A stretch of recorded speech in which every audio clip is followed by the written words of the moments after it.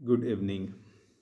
आज हम बात करेंगे कि जो ऑनलाइन शॉपिंग साइट है उसके थ्रू कैसे लोग हमें जो है कॉल करते हैं, कॉल करके हमसे ओटीपी मांगते हैं और क्यों मांगते हैं ये ओटीपी, और कहाँ पे ये किस तरह से ओटीपी जेन्युइन होता है या फिर जेन्युइन नहीं होता है, और इसके माध्यम से कैसे इजीली हम फ्रॉड के शिकार हो जाते हैं।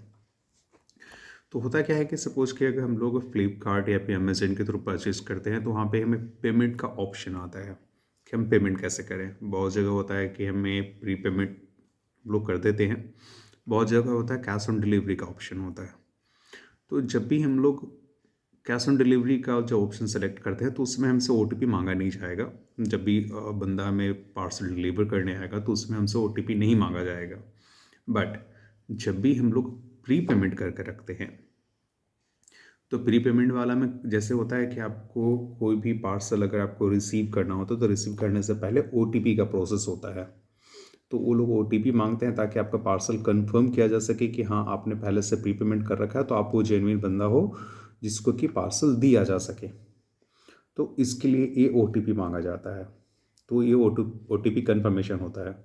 तो होता क्या है कि कभी कभी यहाँ पे आप सपोज कि कोई भी चीज़ अगर परचेस किया आप, तो परचेज़ किया आपके पास आपको पता है कि आपने जैसे कैश ऑन डिलीवरी सेलेक्ट किया हुआ है या फिर प्री पेमेंट कर रखा है आपने, तो आपके पास कॉल आ गया डे एंड में, या फिर जैसे कि आपने कल के दिन पे परचेज़ किया हुआ, आज के दिन पे आपको कॉल आ गया कि हाँ सर आपका पार्सल आ चुका है, तो आपके मोबाइल पे ओटीपी क्या है, आप ओटीपी बता दो।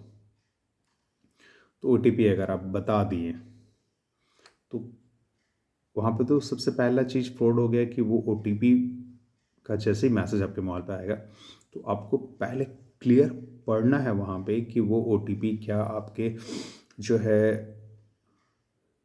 सही जगह से आया है या नहीं है, वो ओटीपी सही है या नहीं है।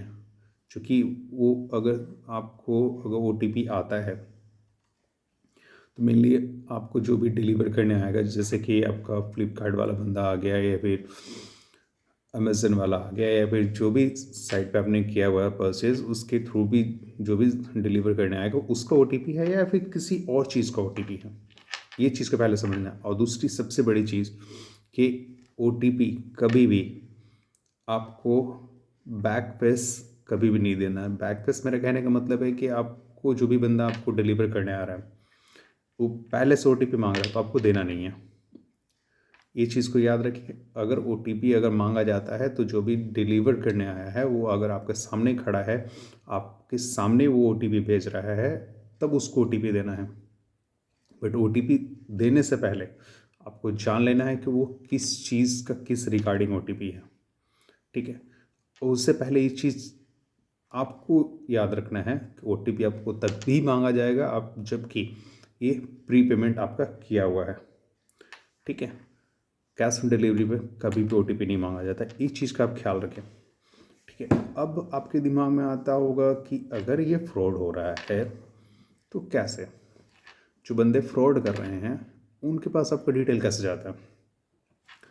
ये सबसे बड़ी जानने वाली चीज़ है, और ये चीज़ सिर्फ आपको ही नहीं, जो भी इन्वेस्टिगेशन में बैठे हुए हैं ना, जो भी इन्वेस्टिगेशन ऑफिसर बैठे हुए साइबर क्राइम में, उन्हें भी ये जान लेना ज़रूरी है। जो भी नहीं जानते हैं वो, और अगर जानते भी हैं तो वो झूठ बोलते हैं या फिर नहीं जानने का बहाना करते हैं। ज़्यादातर लोग उनसे मिले ही रहते हैं। ये नंबर उनको मिलता है कॉल सेंटर वाले बंदों से।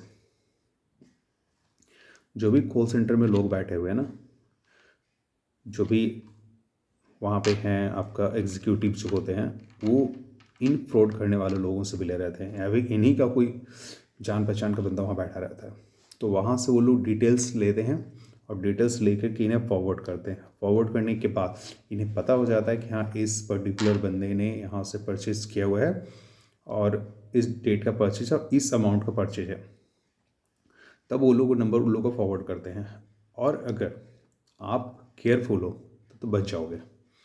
अगर केयरफुल नहीं हो, ठीक ना, आपसे ओटीपी मांगेंगे, आपने ध्यान दिया तो बचे, अगर ध्यान नहीं दिया, आप ज़्यादा एक्साइटेड हो अपने पार्सल को लेकर के, आपने दे दिया, तो याद रखो आपका पूरा अकाउंट तो सबसे पहले गया, फर्स्ट थिंग।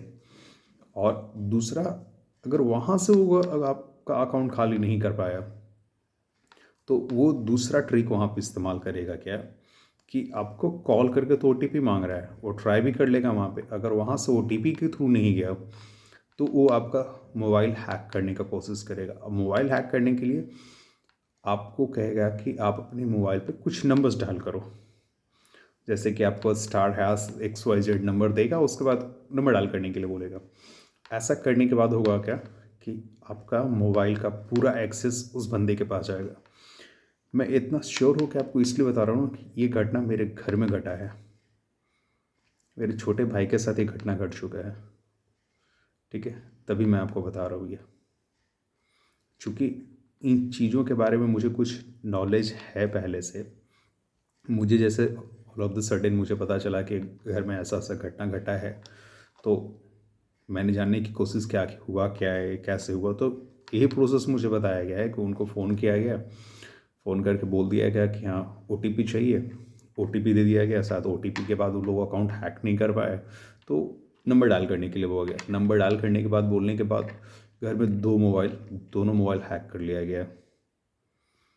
हैक करने के बाद याद रखो कि वो सिर्फ हैक करने के बाद सिर्फ आपका अकाउंट ही खाली नहीं करेगा, साथ साथ आपके मोबाइल का गलत यूज़ करके किसी दूसरे बंदे को कांटेक्ट करेगा, और बंदे को कांटेक्ट करने के बाद उससे फ्रॉड करने की कोशिश करेगा बाय योर मोबाइल।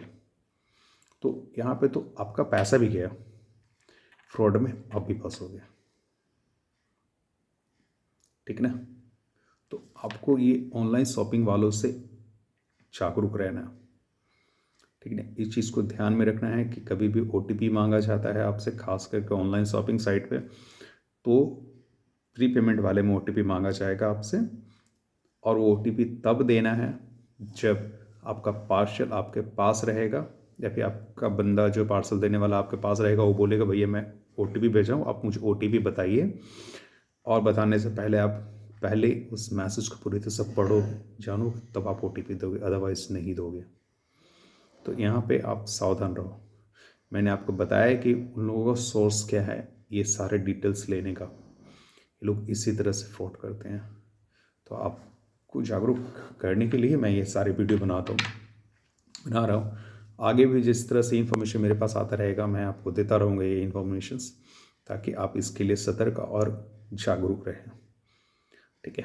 तो ये सारी चीज़ों को आगे भी जानने के लिए, इस तरह के जितने फ्रॉड होते हैं उनके बारे में सारी इन्फॉर्मेशन जानने के लिए आप से रिक्वेस्ट यही रहेगा कि आप चैनल को सब्सक्राइब करें, ज़्यादा से ज़्यादा शेयर करें, ताकि जो भी आपके जानने वाले हैं, जो भी आपके कलीग्स हैं, सारे इस चीज़ को लेके जागरूक रहें, ताकि उनके साथ इस तरह का घटना न घट सके।